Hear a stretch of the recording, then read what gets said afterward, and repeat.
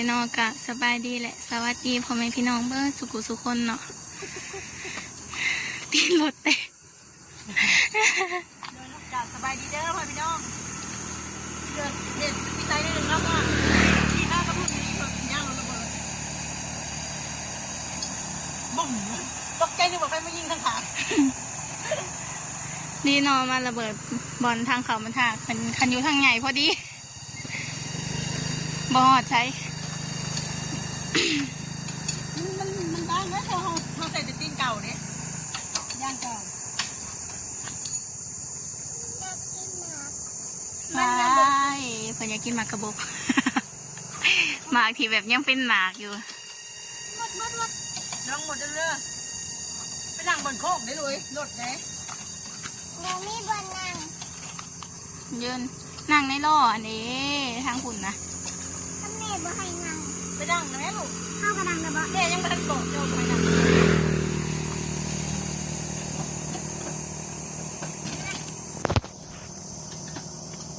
บอกให้แม่มวนๆได้เลยแตกดีเลยมันบ้างมันเลย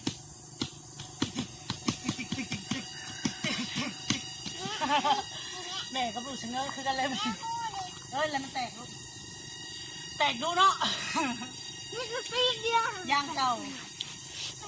ยุงกัดเนาะแตกขมือเอาเงินใส่แปลงเดี๋ยวโดนแตกทีหนึ่งลูก3 เถื่อเลยหานั่งไม่นั่งก็จับตื่นเลยข้องได้เนี่ยรถตั้มสุงเจ้าได้เดี๋ยวนะลูกเอ้ยพาหลังมองนะแม่ลูกบอกพ่อคนได้ข้างในคันนี้บ่กันได้ลูกเนาะจนคำผมไปเลยไปเอายางให้น้องโชคมาให้น้องโชคขี่รถมาให้เมื่อกี้นี่ไปขอยางยืมตีรถเขากินขนมไปได้หัวดีแล้วเอาจับกล้องแม่เนี่ยมีมาจับทางพี่ลูกมาส่องทางนี้ขี่มาทางพี่เดี๋ยวขี่มาทางพี่ร้อนมาหนังพี่เห็นที่บ่ไรเห็นอยู่ไปยืมมันล่อรถเขาเราเอามาใส่ก่อนเลยต้องหาอุปกรณ์มาใส่จะเอาไปคืนเขาเพราะว่ามันทำมันก็ทันหันโคตรของมันได้คือแตกยางระเบิดคุ้มอยู่ว่าราคาแห้งกันค่ะโอ้โหยางกัน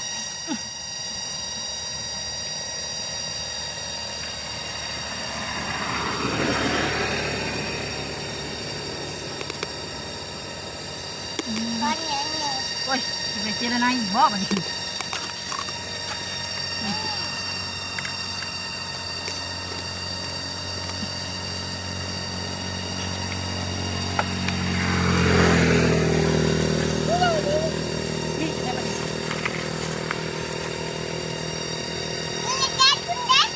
ออกไปแล้ว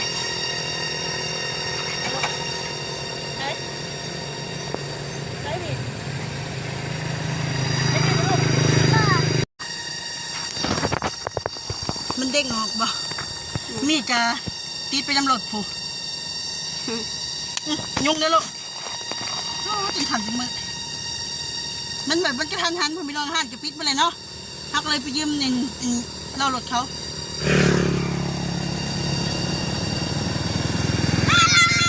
โอ้ยตกใจมันเลยยางแตกฮะมันนักเท้ากับอีฟอนถ่ายคลิปอยู่กันตายเลยปะนั่งนี่เนาะเอาป้าตัวลูกอะโอ้ฮัตตาปะนั่งเลยโอ้ยลูกกันก่อนสบายดีเด้อถ่ายคลิปกับพ่อสบายดีปะนั่งสบายดี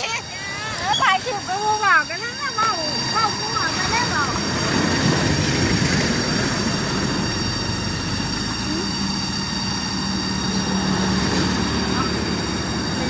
อันนั้นก็ย่างหัวนะคะ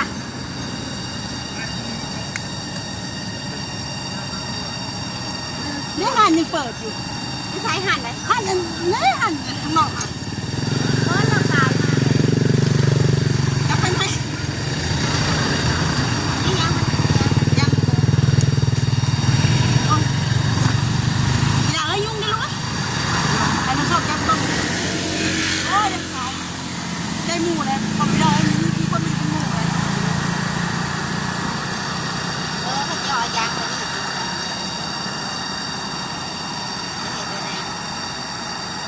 แข็งอากันยักเขาเนี่ยทางแข็ง แดกเข้าไปแดกเข้าไป มันล้มกับแดกเขา เนาะกูจับควันใช่ไหมปลาตัว จะพามา ไปหักก้นตะกี้มาดิมันบุ้มเลยปะให้มันยิงกันขางูมันเด้มันย่างแตกอะไรทีละ เราไปเรียนแล้ว เด้บุเด้อันนี้ไปยืมมันก็เจ้า เขาก็ยังให้ยืม เอาให้ยืมแล้วบ่มีบ่อนใส่เลยเขาบ่ซอยย่ำนี่สิซอยย่ำได้ ที่ไล่ที่เจ้าเขาก็ยังให้ยืม ไม่กี่ไร่ครับก็มีหัวใจเป็นเนาะต้องไปยืมเลยเนาะ แต่ก็ต้องไปแดกบ่ล้มเลยเจ้ากี่ไร่แดกบ่ล้มอะไรเงี้ยอันนี้ว่าไม่กี่ไร่เขาทำงาน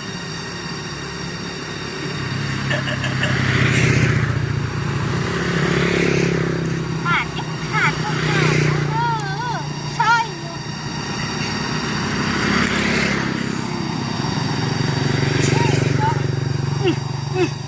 ติดเขาแล้วยังเห็นหูอยู่มันหลับ นะ เขาเลยนะมันรีบเลย มันรีบมียังวะ ยังจะว่าล่าหมูเลยเขาถ่ายคลิปก็มันรีบเลยนี่มันเที่ยงกันเลยเด็ก น่ะโอ้ยเนาะ อ่ะปัตตานีได้สละ ฮะเด้ อันนี้ตีนมึงได้สละ มันเด้มันขาด หมดคุณภาพแล้วเนาะ อันนี้เลย แทงระบ่แทงระบ่จังปาด บ่แทกกันนะ ยาวหรือสั้นยาวหรือสั้นเนี่ย บ่แทกกันยาหูอยู่บ่ชัน อ้าวลุงเธอปาดแล้วมันเลิกกันได้สะ มันเริ่มกั มัน นน้อย ตับจะมันพอดีอยู่แล้วยันแป้งจะมันดีอยู่ อันนี้พอแทกก่อนไปตัดลุงเธอมันเลิกมันบกขับ เนา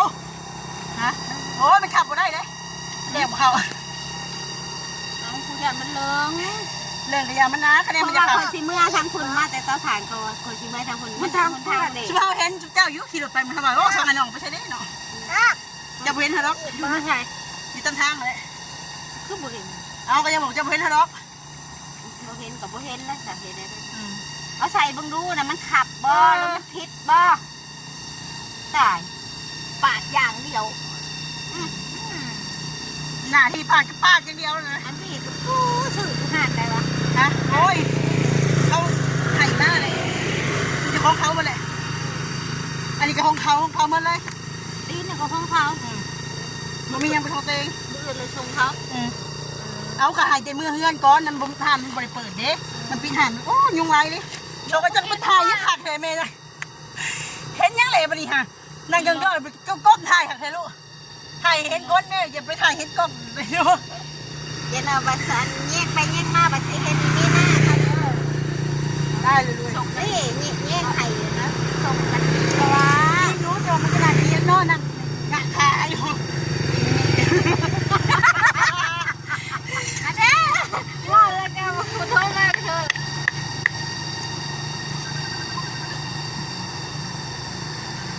ไถโทรมาเนาะ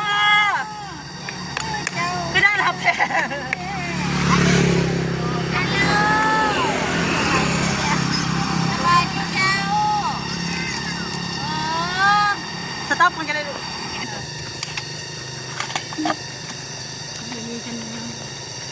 มีกับปิด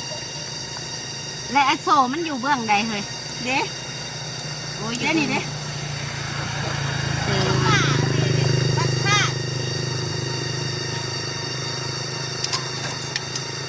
โอ้ทุกงู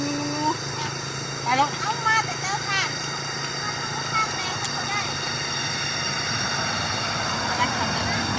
มาตัวเฉย ใส่แบบนี้เกิดมันจะใส่ อ้าวกับเห็นกับช่วยช่วยกันนี้เห็นไหมกัน โอ้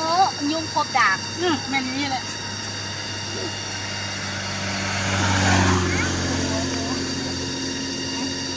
เดี๋ยวแดงมันคือโอ้ยแหละ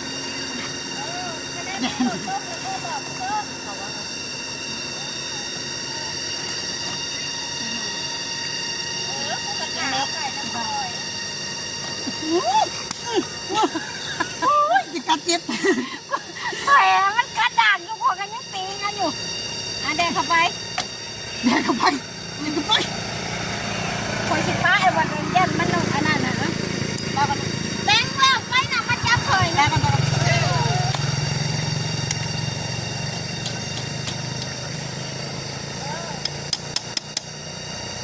คือเหนียว เอาเงี้ยแล้วยังไม่ให้เราขึ้นโอ้ยอย่าบักไรมันใหญ่จับกล้องใหญ่น่ะได้สลังเงี้ยแล้วคือคนตาเอง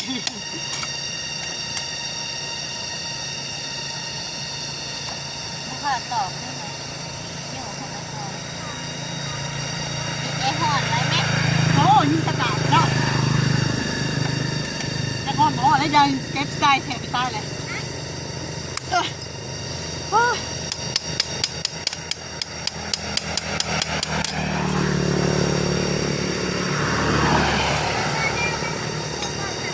ยุ่งกันจ้าแต่ยุ่งกันจ้า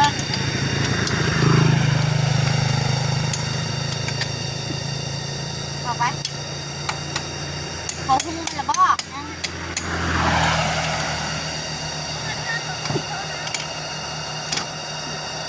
ให้มันเขาหุ้มนะโอ้ยตัดต้นมิกเอาอันนี้ก็ทายเลยนะ ตายเลยยังมาทำในด้านเลย ตบกระโตหนาม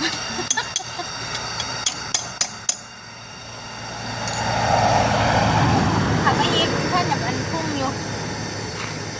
ต่อไป ให้แต่เป็นแป้งหลุดเนาะล่ะให้แต่เป็นแป้งหลุดโอ้ตัวแห้งจุ้งจะมีงอดบ้านเพราะว่าชีบดเมื่อบดไว้โอ้คนตัวน้อยโทษ อ่ะหลดมันแค่ในเขาหัว ตัวเก่ามันเด็ดละตัวเก่าบนตัวใหม่เอาหลุดทะเล หลุดในได้ไปใส่ หลุดไหนมาทีบุดิ เอ้าขี่ลูกไปลง เว็ มา บไอตี รถเบบไอว่าบุตร ไหน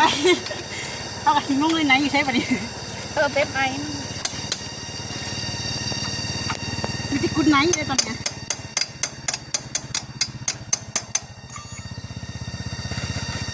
สลาบ่ไอซอยบ่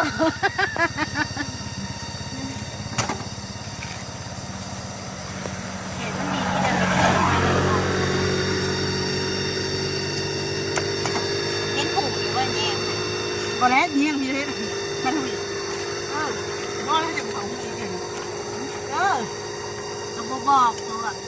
หอมเห็ดผวกว่าเฮ้ย เขาก็หอมอยู่หอมตั้งแต่ปีที่แล้วจะปีนี้ยังไม่ได้เห็นที่ญี่ปุ่นเขาตามกินเขาไม่ปวดเลยกล้าเห็นดิ หอมเนาะมีโปรโกม มีแต่ไปใช้ที่โทรศัพท์อะไร เฮ้ยเนี่ยมึงรู้แตงแถวนี้มันหอมไม่คุยหุยมาอยู่ หอมรุย ดังดียิ่งอ่ะ ไม่จะบูบ่ได้ นี่นะคุณจัน โอ้โหแสบก้นเมื่อไรพอวันที่เราไปตายแหละ อ้าวไปซ้ายเจ้าอันนี้โคมเจ้าเห็นดิ นี่โทรศัพท์ โทรศัพท์เจ้า บอกว่าอยู่เพื่อนบ่มีไฟฟ้า อ๋อคือญาติตาเขาหาเขาบอกเขาใจพวกบอกก็เป็นทีมเฮาเนาะเฮ้ยมันน่าตาเฮานี่โยกหัวชุบเขา อย่าเอ้ยยุ่งด้วยลูก จริงแม่ยุ่งแฮน บางรายหายเป็นอยู่ลูกเห็นอยู่อะไรสอดจะแค่นี้ มึงเห็นกระช่างนะได้ยินเสียงเราหรอก เขาทำอะไรกัน ทำอะไรกันนี่มาเจอแล้วก็เป็นแบบนี้นะอันนี้ค่ะมันอันไปอยู่กับอีหยังอันนี้ค่ะ มันเป็นเบรกเจอครับบ่มีเบรกเลย โอ้ไม่เล่นหรอก อะไรเบรกใช้มันต้องอยู่ เบรกมือข้างหน้า เบรกหน้าเบรกก ไอ้ดำนะ ใครเห็นเขากับบอกใครเขาย่านในพนังคันแบบนี้บ่มีใครกล้าจอดได้อยู่บ่คะเนาะเรือญาติเขาหลับตีร้านเขาเลยอยากอรดเด้โยนแห่งร้ายนะเขาเห็นไฟบริกับบางคนก็อยากเบิ่งนี่นะแต่มาเห็นในหลายคนจะพบ ใจดำ มืออื่นมาหาเดิน บ้านเจ้าที่ไปทันเขากล้า กิ ด้วย นมาแต่ง ไม่ป่า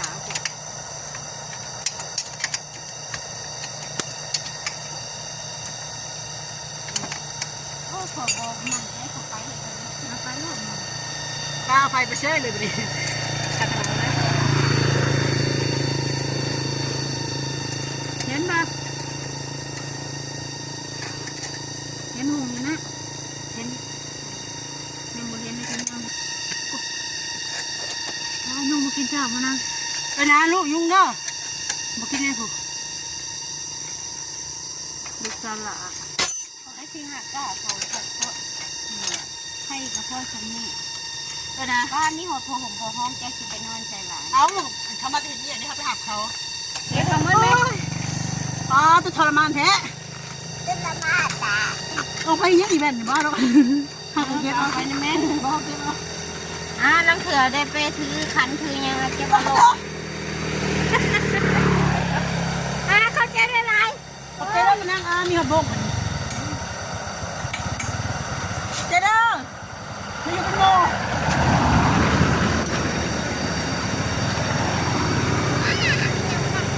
นะลูกขอบใจลงโชคเนาะจับกล้องให้โดยมาอีกที่เดินทางกลับบัดนี้เอาตีรถขึ้นมานั่งกับเมื่อเลยเรามาอยู่เป็นหมู่ยังไงฮะเมื่อกี้ละยังนั่งบ้านเป็นไงลูกมาลูกเอาน้องก่อน